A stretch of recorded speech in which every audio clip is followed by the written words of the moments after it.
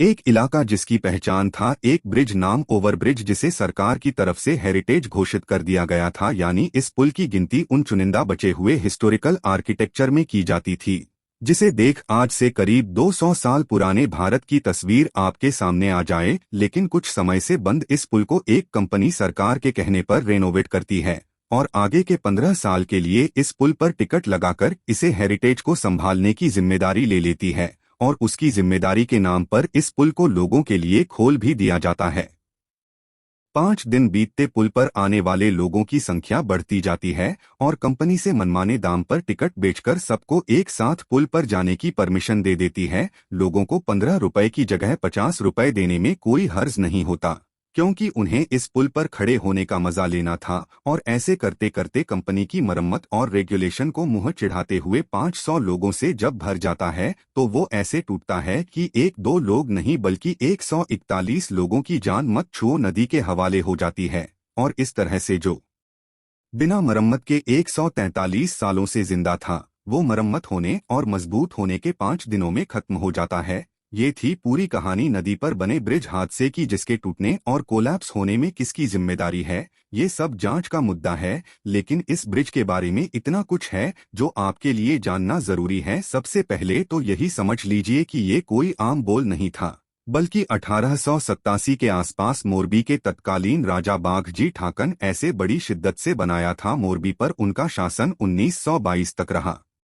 जब लकड़ी के इस पुल का निर्माण किया गया तो इसमें यूरोप की सबसे आधुनिक तकनीक का इस्तेमाल हुआ था। लोग बताते हैं कि मोरबी के राजा इस पुल पर से होकर दरबार जाते थे और पुल दरबारगढ़ पैलेस और नजरबाग पैलेस को जोड़ता था। बाद में दरबारगढ़ पैलेस और लखधीर जी इंजीनियरिंग कॉलेज के बीच कनेक्टिविटी का सबसे जरूरी मार्ग बनाना। पहली बार इस हैंगिंग ब्रिज का उद्घाटन 20 फरवरी 1879 को तत्कालीन मुंबई गवर्नर रिचर्ड टेम्पल ने किया था। और आपको जानकर हैरानी होगी कि इस ब्रिज को बनाने के लिए सभी जरूरी चीज है से आई थी और इस ब्रिज को बनाने मतलब 3.5 लाख रुपए का खर्च आया था। तब से लेकर 2001 तक सब ठीक था, लेकिन 2001 में आए भयंकर भूकंप ने इस ब्रिज को काफी नुकसान पहुंचाया था। ये कहना गलत नहीं होगा कि तब यह पुल मोरबी की शान माना जाता था। लोग यहां पहुंचकर की टेक्नोलॉजी का एक्सपीरियंस किया करते थे। वहीं अब कैमरा वाले फोन आने के बाद सेल्फी का क्रेज बढ़ता गया। रविवार को लोग घूमने के लिए पहुंचे थे,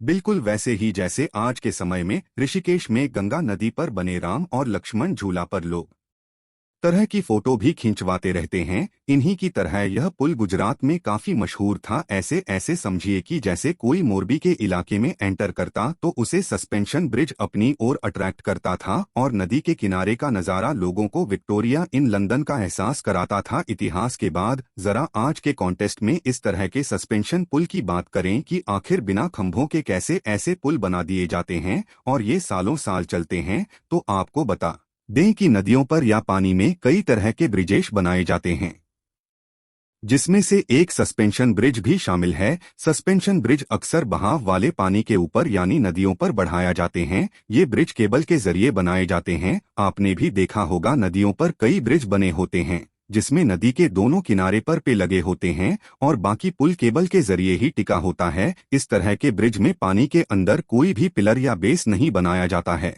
इसीलिए इसे सस्पेंशन ब्रिज का आ जाता है। अब इसकी जरूरत क्यों पड़ी, तो इसे ऐसे समझिए कि दरअसल उस दौर में नदियों के जरिए व्यापार पर ज्यादा जोर दिया जाता था, इसीलिए पुल न बनाने का एक ये बड़ा फायदा होता था। और यह ध्यान देने वाली बात यह भी है कि पानी में सपोर्ट पिलर को बनाना आसान नहीं होता और तो ये पिलर पानी में ट्रैफिक को भी डिस्टर्ब करते। ऐसे में पिलर वाले फूलों की तुलना में सस्पेंशन या हैंगिंग ब्रिज पूरी तरह से अलग होता है। अब अगर ऐसे सस्पेंशन ब्रिज क्या हल्का सा मैकेनिज्म देखेंगे तो सस्पेंशन ब्रिज में टैंक, टावर, टेंशन, फाउंडेशन और केवल सबसे अहम हिस्सा होते हैं। जैक बॉल सा होता है जो पुल पर बनी सड़क के आखिरी हिस्सा होता है, यानी कि एंड पॉइंट है। ये जो जमीन या पहाड़ी में घुसा होता है। देख के आगे टावर लगा होता है जो पुल को बेस देने का काम करते हैं। ये दोनों किनारे पर बने होते हैं। इससे ही पुल का टेंशन दोनों किनारों को जोड़ता है।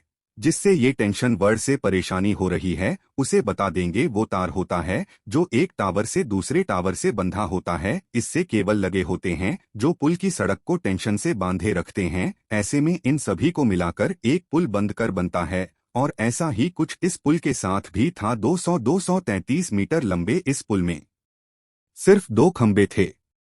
इन पर से 2 भारी भरकम था लटकाए गए और फिर इन तारों से पुल के उस हिस्से को लटकाया गया जिन पर लोगों को चलना था। बता दें कि यूरोप के अत्याधुनिक तकनीक से इस पुल का निर्माण किया गया था। लोग इस पुल को देखते हैं और हैरत करते हैं क्योंकि इन पुलों के बीच में कोई नहीं होता था और जो हवा में झूलते हुए थे लेकिन कभी भी टूटते नहीं थे। लेकिन उस दिन लोगों के बढ़ जाने से और एक साथ इतने लोगों के कदम ताल की वजह से इस ब्रिज के टूटने की सबसे ज्यादा संभावना जताई जा रही है। आप इसे थोड़ा डिटेल में समझें तो आपने कभी ना कभी ये तो सुना ही होगा कि किसी भी ब्रिज पर सेना के जवान कदम मिलाकर मार्च नहीं कर।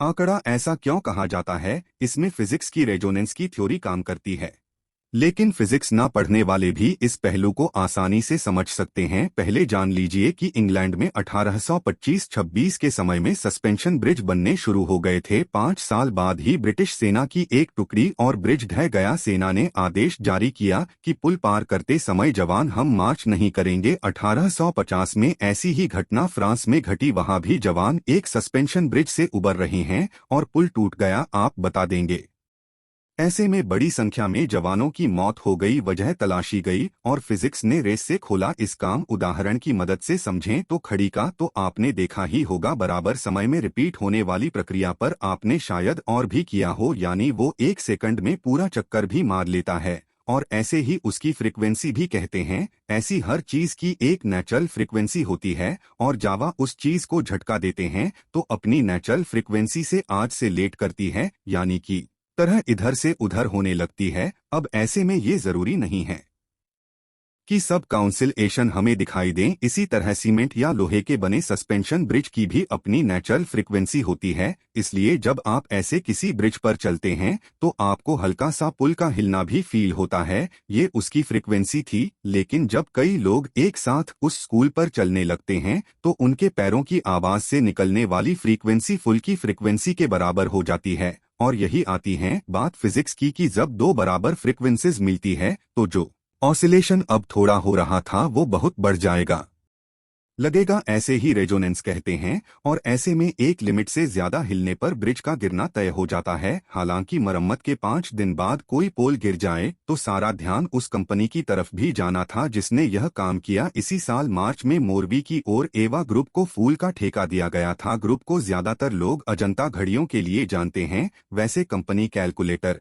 सोलर पैनल और ई बाइक्स भी बनाती है। ये कंपनी दिवंगत ओवर जी पटेल ने शुरू की थी। गाड़ियों के लिए मशहूर मैं उद्धव जी को फादर वॉल क्लॉक भी कहा जाता है। 2012 में उद्धव जी के देहांत के बाद कंपनी उनके बेटे जी के हाथ में आई और उन्हीं के नेतृत्व में कंपनी को मार्च का ठेका मिला था। अब आज से के बाद इस पुल को मरम्मत करने वाली कंपनी ग्रुप पर कई सवाल उठ रहे हैं। ग्रुप के पास मोरबी के केवल ब्रिज की देखभाल की जिम्मेदारी थी। ब्रिज मरम्मत के लिए लगभग 7 महीने से बंद था। इसके बाद हाल ही में 26 अक्टूबर को इसे आम लोगों के लिए खोला गया था। लेकिन हादसे के बाद मोरबी नगर पालिका ने बताया कि कंपनी ने ब्रिज खोलने से पहले प्रशासन से फिटनेस सर्टिफिकेट नहीं लिया था।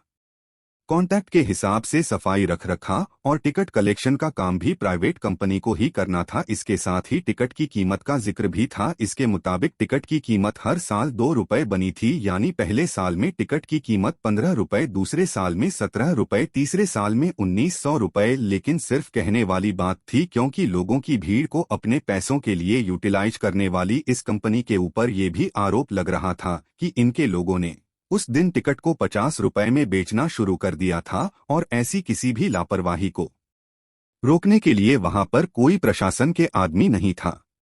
इस हादसे के बाद से ये बात आने वाले इतिहास में इस ब्रिज के नाम से याद की जाएगी कि लोगों की जान कितनी कीमती और जरा से कंपनी के फायदे के चक्कर में कैसे करीब 150 लोग अपनी जान से हाथ धो बैठे। वैसे इसके साथ ही सोशल मीडिया पर एक वीडियो भी वायरल हो रहा है जिसमें बताया जा रहा है कि कुछ ओवर एक्साइटेड लोग इस ब्रिज को जानबूझकर जोर जोर से हिला रहे थे, इसीलिए बोल तेजी से चलता हुआ नीचे गिर गया। आपको क्या लगता है इस मामले में किसने ज्यादा लापरवाही की, लोगों ने यह कंपनी ने? आप अपनी राय में कमेंट करके जरूर बता सकते हैं। साथ ही इस वीडियो को लाइक शेयर करना ना भूलें और चैनल को सब्सक्राइब भी कर ले।